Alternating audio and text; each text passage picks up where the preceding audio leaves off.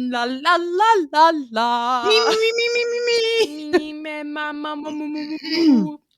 Wah! All right, here I go. Okay. Hi, I'm Carlin. I'm a strategist and entrepreneur living in the sunshine of Los Angeles. And I'm Elaine, East Coast lawyer by training, artist at heart. We're sisters and friends. Welcome to our podcast, Related. Together, we're navigating the wild ride of adulthood. Think transitions, identity, family dynamics, and cultural moments. What it really means to choose your own path. All with a little humor, a lot of heart, and the occasional sibling roast. Because life's complicated, but at least we've got each other. And now, you've got us too. On today's episode, we wanted to properly introduce ourselves, and the best way to do this is to catch you up with where we are now. We're going to talk about something that's at the forefront of our minds recently, career breaks. We'll cover why we took breaks, how we spent the time, and also what even is a career break anyway. Hi, Elaine. Hi, Carlin. How was Thanksgiving? It was great. It was really lovely. I mean, Thanksgiving is always lovely. Yeah. How many pies did you break? Actually, I think I saw the photo you sent. Yeah, I baked 3. Dad baked 1. He did pecan. I did cherry, huckleberry, and pumpkin because you weren't here this year. And I so know. I took your pumpkin pie making place. Your text cracked me up. What's your pumpkin pie recipe? I wanted to honor your process. No, I appreciate it, but more just the fact that my response was the Libby's can recipe. I tried. Yeah. So what did you do for Thanksgiving? I was in Park City with my a good friend and future business partner. And we were it was a good time, honestly, to take a week and do some brainstorming and workshopping. So we did that. And then we treated ourselves to a bit of a bougie Thanksgiving buffet at the Montage in Deer Valley. Yeah. Your pictures were very appetizing as well. Yeah, it was really good. We were the first seating. So we were also the first to get the carved turkey. Oh, perfect. It was great. And and then we spent the rest of the day watching Hallmark movies. Because of course.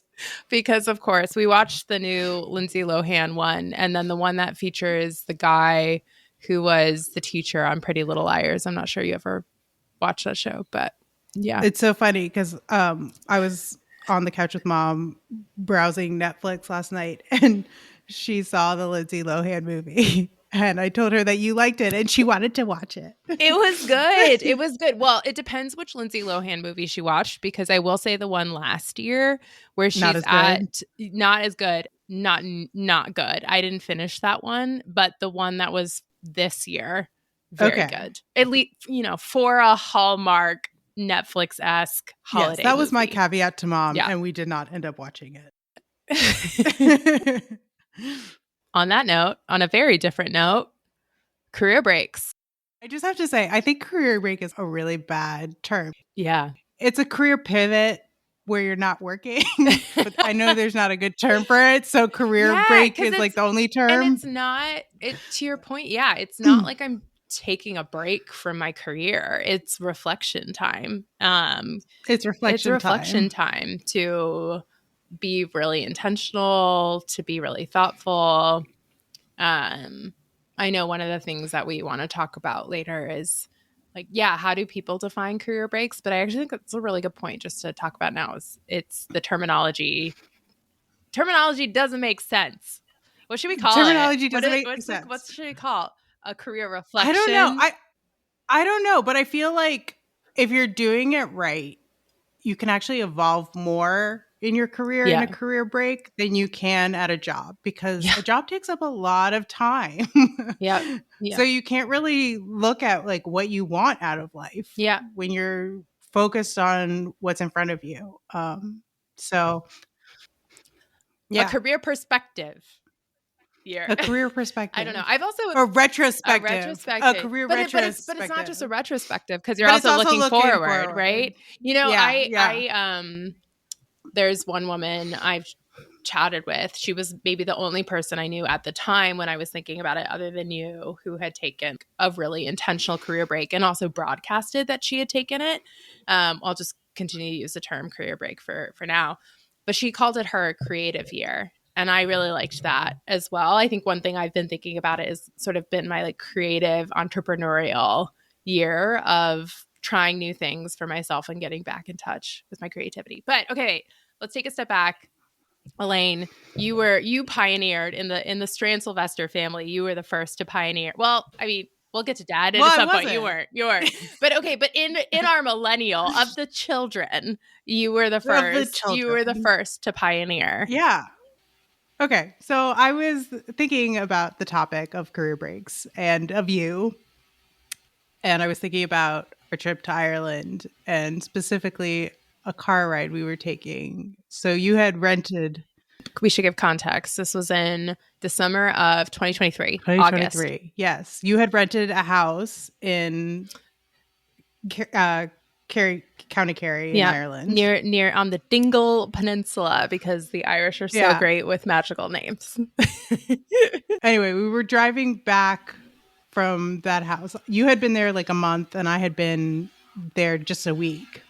And I had been, I guess, a year. It would have been like the year anniversary of my career break. Yep. And you had not. You were still at Netflix. Mm-hmm.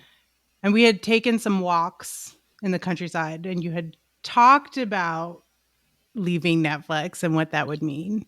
But you weren't definitive. And we were driving back to the airport and the song Once in a Lifetime came on. I don't know. By the Talking Heads. Thank you. Talking Heads, David Byrne. So I had heard it, but I don't think I had never really listened to it. And it really just encapsulated that feeling that I had when I took my career break 2 years ago of like, how did I get here? I hadn't really, I think being a lawyer, there's a track, especially with big law. You go to law school, you do summers at a law firm, you go to a law firm, you go up in years. And I had done that for 5 years and hadn't really assessed if I was happy, if I was on the path that I wanted to be on. Hadn't really asked the question, how did I get here? And hearing that in a song, just like, I remember turning to you and being like, this is exactly what we're talking about. No, totally. That song has actually been a favorite of mine for years. I think I mentioned this to you at the time. I also had not really ever listened to the lyrics. I'm one of those people, I actually think you're better at listening to lyrics than I am. I just love songs for a good melody or harmony or a good beat. I'm very basic that way.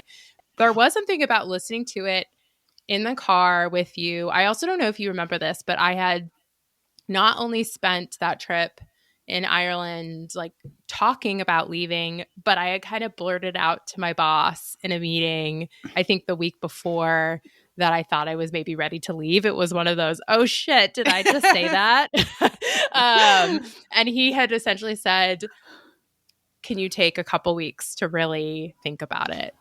And then we were sitting there in this car and we had this great trip. Also, Mama, our grandmother, had just died too. So it was just feeling very reflective in a lot of ways. And we were in this car. You had been on this break for a year, something that I really admired of you taking that leap away from the path and just feeling it was my moment of, yeah, I'm ready for change. And feeling really scared of jumping off the metaphorical cliff because in so many ways, taking a step back from all that you know and are raised to like believe in so many ways and how our corporate and capitalist society kind of raises us to orient our lives around felt really scary. But it was like I don't want to be able to say, only to be able to say, how did I get here? I want to be able to say that I chose XYZ. So I feel like that's a good transition into, I mean, we talked about that moment. That is such a great moment in Ireland because we were both just, again, in different parts. I was just at the beginning of my career break. You were, I don't know, tell us more about your career break because you were so very much on the law track. And it's not like you've abandoned law entirely because I know there's so many things that you love about it. So Yeah. share more. So it's funny because there's like this unwritten rule that if you're an associate, you want to make partner. And I was always, if I make partner, something's gone wrong. Which we might have to cut out of the podcast since I am currently looking for a job. But I'm going to be really honest, and I don't know how much of this is going to be able to make it to the podcast. But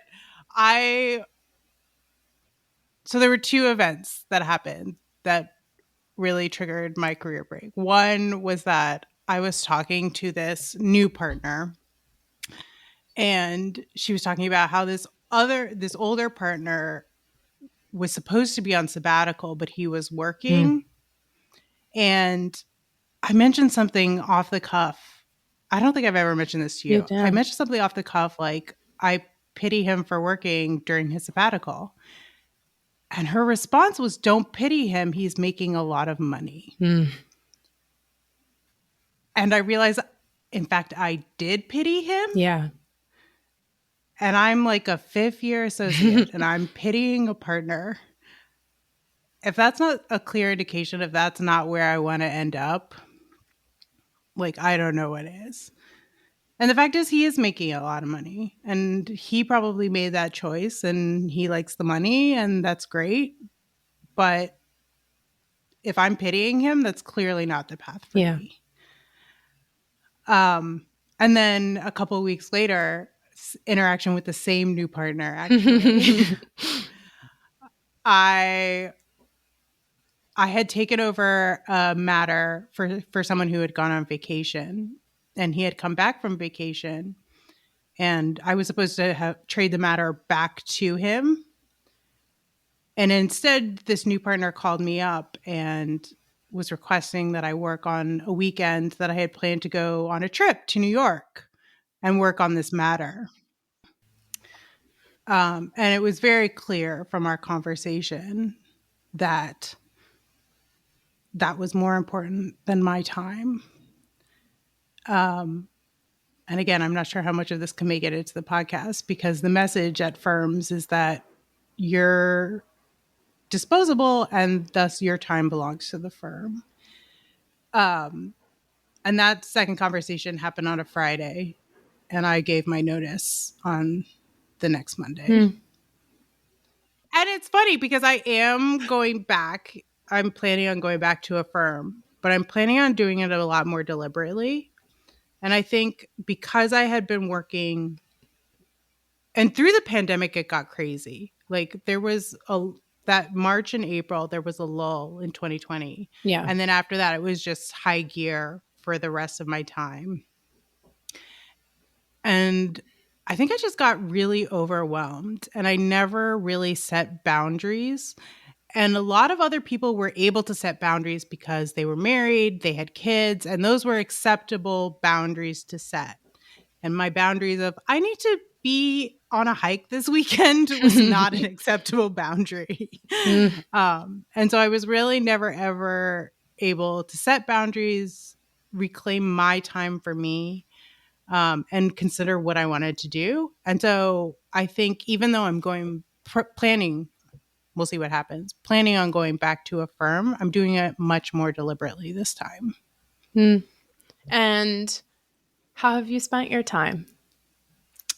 Yeah, of course you're going to make me say this. I hate saying this because it's like such a dream. So I spent the first year writing a novel. And you did things like hike the Appalachian Trail. Like, don't No, I forget. didn't Yeah. hike the Appalachian Trail. You Okay. make it sound like I Okay. hiked the whole Appalachian Trail. You hiked part of it. It's I did segments in the Virginia Shenandoah, which was lovely. And I did it by myself. And that was like the first trip I did, which was just like, I love to hike. yeah. And just being out in nature really centers me. And so it was like, I mean, if I was religious, it would be like a come to Jesus time. I don't know how to. It was spiritual. It was spiritual. It was spiritual. Yeah. It was like reconnecting with myself for the first time since that year after college, I guess, because I had been working and then law school and then working again. And on a very tight schedule that whole time. And it was the first time where I didn't have to be anywhere. It was just me, my car, because I was car camping, because I was not actually hiking the Appalachian Trail. And like my day hikes that were just like, how far do you want to go? I don't know. This sounds good. Yeah. Yeah. Yeah.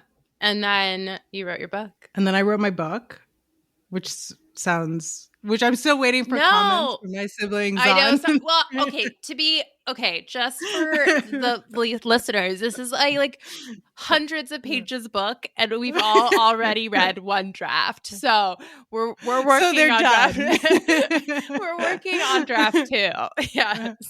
I don't feel so bad because our mom also wrote a book, which you still haven't read.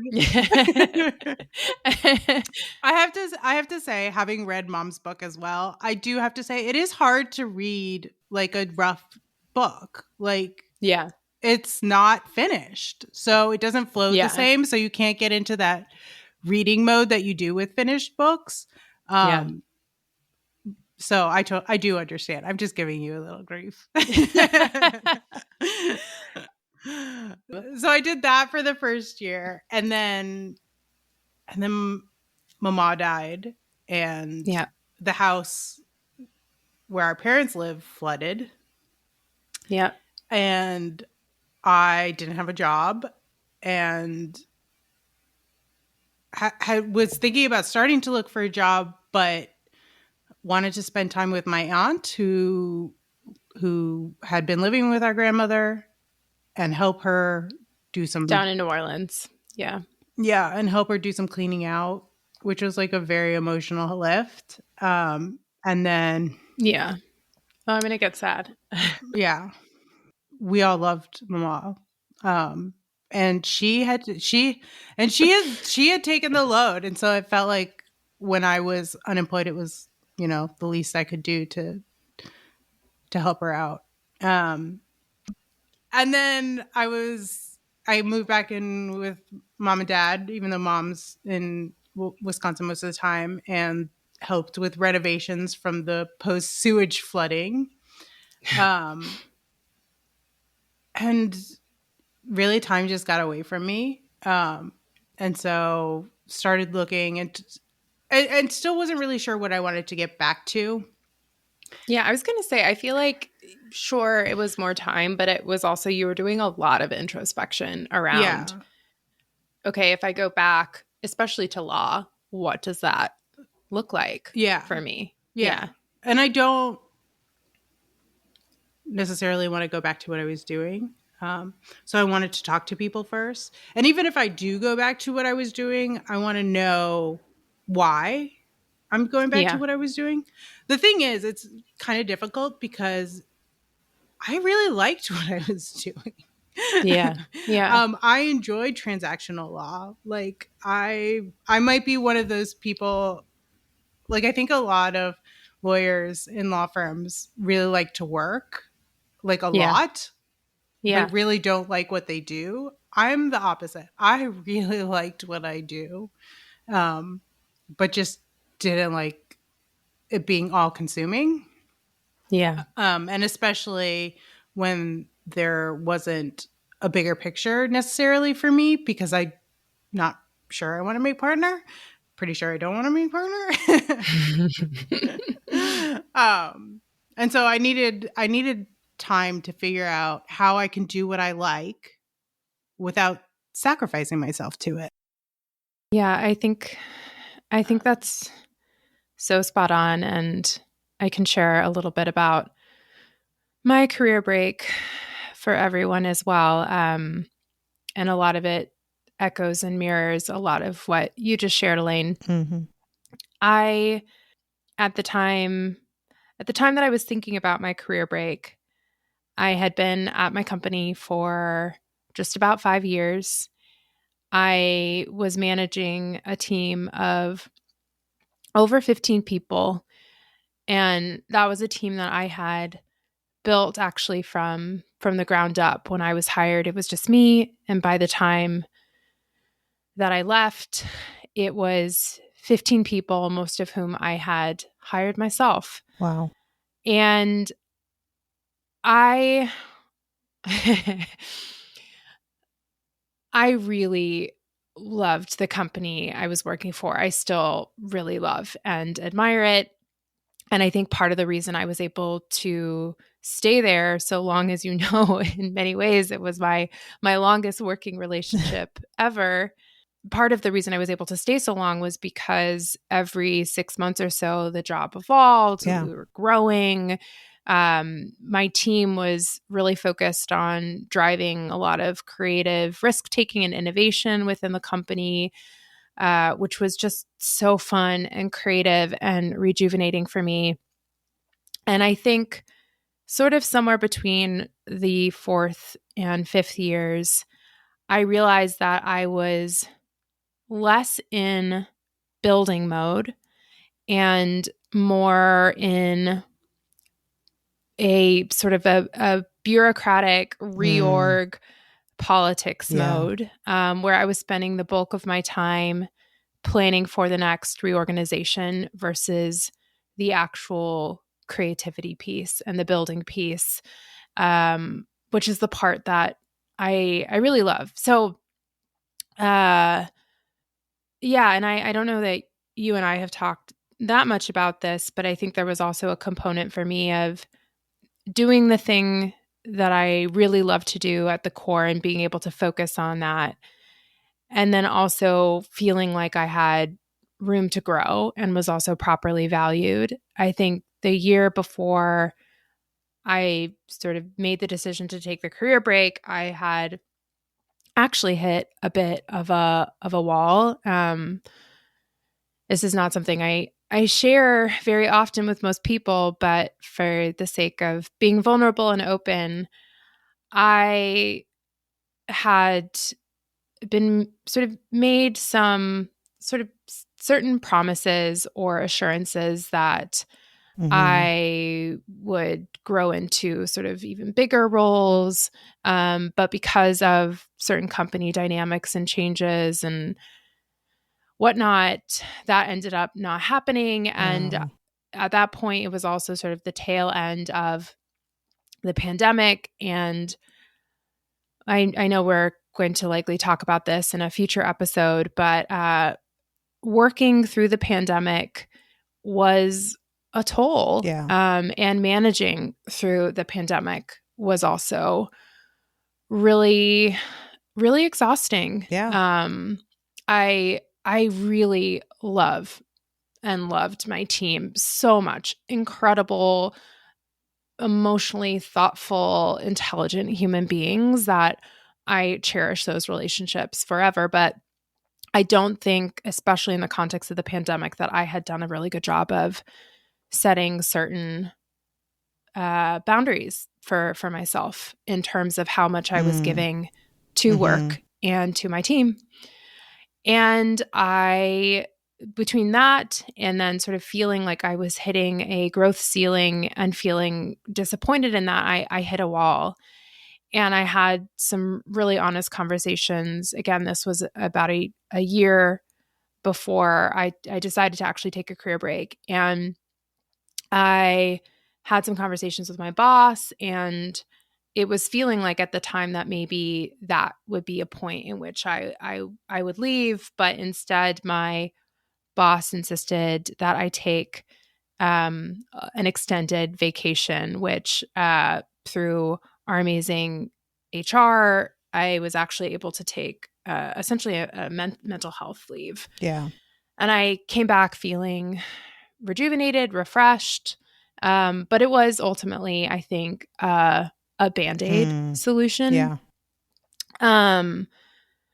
So yeah, I think the career break for me really came at a point when I realized I needed to get back in touch with my own creativity and that I wasn't having fun anymore.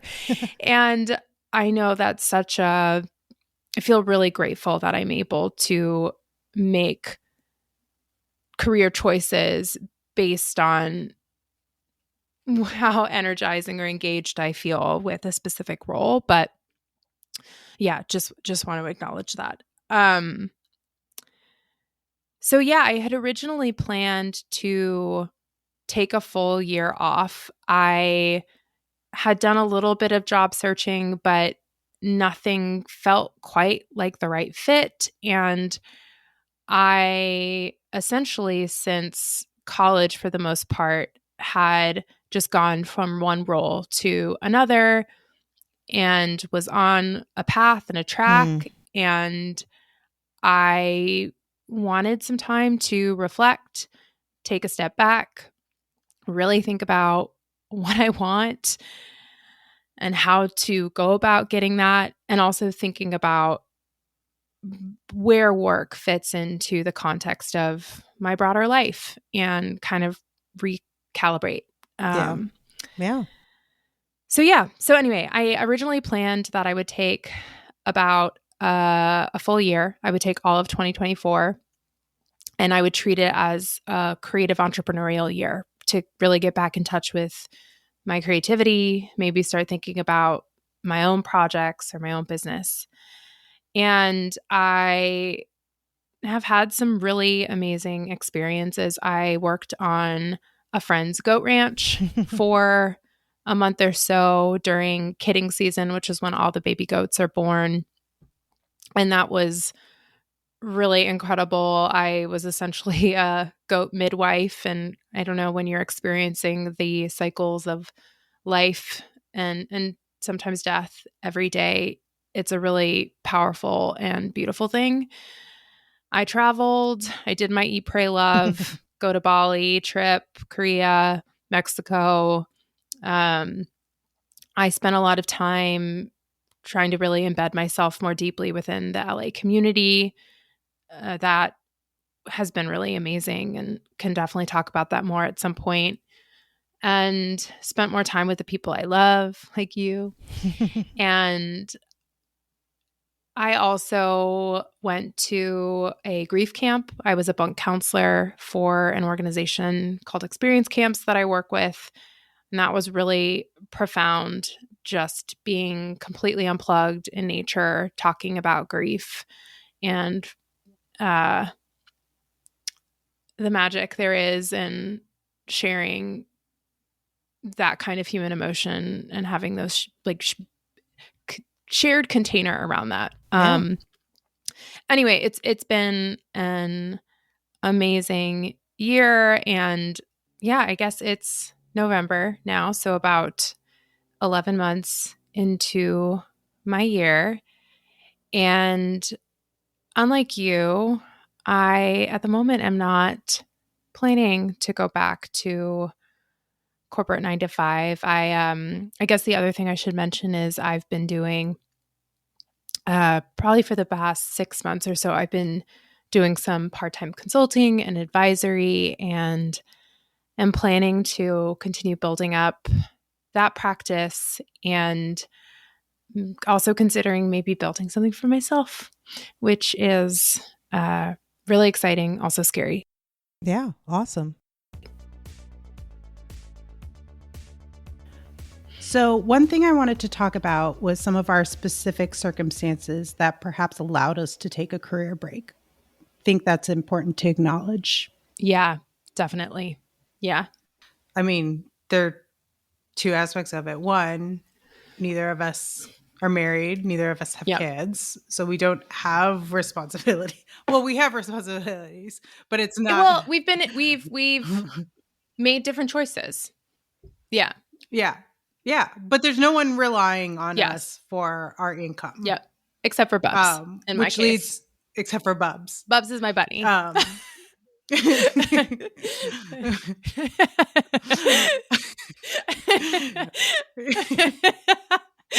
No, it's completely right. Like part of the reason I'm glad I don't have a cat or a dog right now is because part of what I did was travel a lot, and not sure I would have been able to just get in a car and drive like I did if I had even a cat or a dog. So Bunny completely applies as a responsibility. And the thing that also comes with being high income, no kids, no spouse is that you save a lot. Yeah. So I had not planned on a career break, but I still had enough money to take one. Yeah. Same. Yeah. I think the other thing for us is we have very supportive families and also a dad who took a sabbatical when we were kids because of you, Elaine. Because of me. Because I was mean. Because I was mean to my dad. People always talk about dad's sabbatical and it's like, and it's because Elaine. And I was like, because I was a bully. You weren't a bully. Like, you helped show him what was important. I have to say, I must have been like 9 or 10 at the time. And we were basically at the kitchen table, and I basically told my dad that I knew my teacher. Just as for context, our dad was a high-powered partner at a law firm. Yeah. Also a lawyer. Yeah.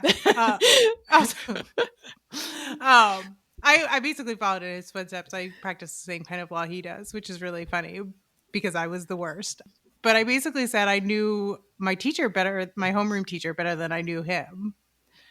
And now being not in his footsteps because I don't have kids, but knowing the toll that big law takes on you, I feel bad because he was there like every night for dinner. Yeah. He was a presence in our lives. And I don't know what I was thinking. He must have not remembered something. Yeah. Small. He was also, I mean, I also agree. It's funny because I always think of, and mom, we can talk about mom in a second too, because I feel like she took a break in her own way as well. But I have so many memories of dad at my soccer games. I do remember like he did travel a lot, but he always left those notes on our doors. Yeah. I don't know. He cared. It was so clear how much he cared and tried to show up for us. Yeah. But I also can't imagine knowing now what you've been through, how he was doing that. And I don't know. I do think it was a different time. Yeah. Law now, you have to monitor your email 24/7. And email and cell phones were a thing. But although like remember a thing. Mom would give him a hard time because he would bring the fax machine with him to Maine every summer. Yeah, but yes. And that's ridiculous. But it's like not the same as like instantaneous email all the time. Yeah. And like I don't know of anybody not partner level at law firms who like take the summer like that.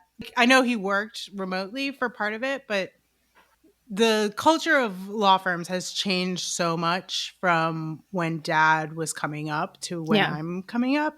Not to say that he didn't sacrifice for us, because he did, which is why I feel like a bully. You're not a bully. Yeah. You were just a 9-year-old. There are things you can say as a 9-year-old to your dad that you probably wouldn't say. Yeah. And also, to dads, this is also so part of who dad is he didn't need to do anything about it. No. But because of what he valued and what he cared about, he basically went back to his partners and was like, I need to take a step away. Yeah. And he took a significant amount of time. I think it was like 6 months. Yeah, it was. And then I think just to the point of family support and modeling, mom also had she's both our parents. I feel like we're really lucky to have two of the smartest people that I think will ever meet. Mom had clerked for the Supreme Court, also a lawyer, law professor. and stepped away to be mom. Yeah. That wasn't all she was. Obviously, she was heavily involved in local politics and whatnot, but Yeah. is that a career break? There's obviously now she's working as a professor again, but it was a choice that she made. And I think it's really amazing for us to be able to look at both of our parents and say they really make some really intentional, thoughtful choices around what they that valued. are non-traditional. That are non-traditional. Yeah. And now also, like, I mean, the fact that mom and dad have been long distance for a while so that they can both pursue their interests. And not only that, I feel like there has to be a shout out to Dory, Strand's partner, who months before me took a career break. And she's kind of still on it. I mean, she's also doing things, not just freelance, landscaping classes. Yeah. But I think her also stepping back a couple of months before mine was definitely on my mind when I did it. Yeah. You know what I'm realizing? I think that's the issue that I take to the point about what's the terminology of career break. I feel like we keep having to justify, like, oh, we did this, oh, we did that. Just the introspection alone is a lot. It's a lot of work. Break implies that you're not doing anything. And I mean, we said this. You're doing things. You're doing a lot. If you're doing it right, you're doing a lot.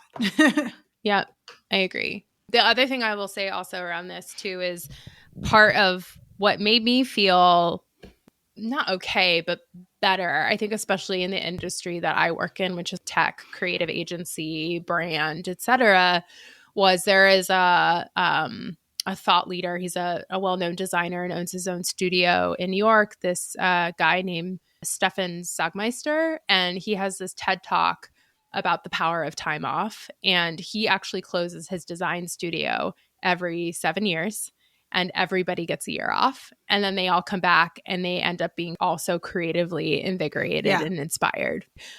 Can we all just take every 7 years off? I also think I've chatted with a couple of friends about the time, and those who are Jewish have actually said that in Jewish culture, there's a phenomenon of every 7 years as well, too. I forget the actual terminology for it, so apologies. But there's just something to be said for a reinvigoration of the spirit, honestly. I also think that retirement is a long ways off. And there are a lot of things I want to do with my life that require me to be able-bodied when I do them. And there's no guarantee that I will still be in the condition that I am when I retire. So just putting my dreams on a list for later is not necessarily practical. Yeah. I mean, I just think that like for the millennial generation especially, and I'm sure this will change for Gen Z and Gen A, but our relationship to work, I think, is changing. And it used to be you go to work, you work for the same company, you get a pension, you retire at 65, right? Our generation, like, job hops, we take maybe increasingly more career breaks, although I'm curious where the trends are for that. But I just feel like even how we think about retirement is different. I don't know that I want to just stop working also, at 65. Maybe less people will be able to stop working. Because of Social Security. Who knows what's going to happen with Social Security? So we might be working whether we want to or not until the end. So no, totally. But it is interesting. And I do feel like there's a lot of a push around parental leave, also like parental leave equality between not just maternity leave, but also for paternity. This has to be a whole nother episode, even though we aren't parents, because I think a lot of gender expectations are rooted in the unequal parental leave. And I think that's worth discussing because even if it doesn't affect us directly, it absolutely affects us. Yeah. I will also say too, I feel like I'm hearing more about career breaks from women I don't know. Don't quote me on that, but it also is to that like gender dynamic. And we've talked about the mental emotional load at home, but also the mental load both at home and at work.